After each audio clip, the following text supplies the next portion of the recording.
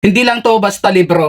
Ito yung nagpabago ng mindset ko. Way back 2010 hanggang 2018, naghihikahos ako mamuhay at wala akong naiipon bukod doon, nakakapangutang pa ako. Yun yung realidad ng isang tao na kapag hindi marunong maghawak ng pera at hindi marunong mag-multiply ng extra income ay talaga namang kakapusin talaga. Lalo na sa may mga asawa. Ako nga single ako that time pero talagang kapus na kapus talaga ako. So ang ginawa ko, naghanap ako online, nanood ako sa YouTube at isa sa mga napanood ko itong si Sir Chinkitan. At nalaman kong mayroon pala siyang mga librong binibenta din kaya naman napa-order ako. Marami siyang libro actually, pero ilan lang to sa mga binili ko sa kanyang libro. Itong una po ay may budget diary, pangalawa ay Pulobi diary, tapos may ipon diary, may utang free, at ito naman po ay pera ni Mr. Pera ni Mrs. Ito yung mag-asawa na hindi mo kailangan umasa sa kita ng Mr. mo kasi dapat individually marunong kayo maghanap buhay para hindi nagmumukhang kawawa si Mrs. tagahingi lang sa asawa. So ito yung perfect sa inyo. Simula nung bumili ako ng libro na to, talagang nabago yung mindset ko. Hindi binasa ko lang siya ng binasa hanggang sa natuto akong mag-post ng mga paninda sa Facebook at kapag may nag-order,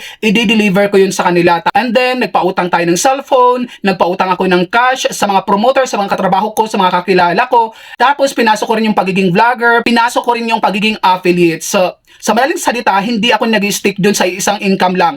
Habang kumikita ako sa iba't ibang platform na yon, may sweldo ako dahil dati po empleyado din po ako. Kaya yung pakiramdam napakaluwag kapag meron kang mga extra income. Like yung sahod ko, 1 month na, ako hindi ko pa nagagalaw sa ATM ko. Kasi nga hindi lang iisa yung income ko, pati magulang ko nasusuportahan ko pa. Gawa nang nag-isip talaga ako kung ano pa yung pwede kong pagkakitaan para hindi ako nagigipit tuwing kailangan ng suporta ng nanay ko, ng mga pamangkin ko, na ipoprovide ko yun dahil sa mga extra income ko. Kaya sa mga nagigipit dyan, hindi alam kung paano magsisimula, kung paano kikita, try nyo po mag-order nito at basahin nyo lahat. Kahit pa ulit-ulit nyong basahin para tumatak sa inyong isip. Ilalagay ko yung link nito kung saan po tayo nag-check out. Order now!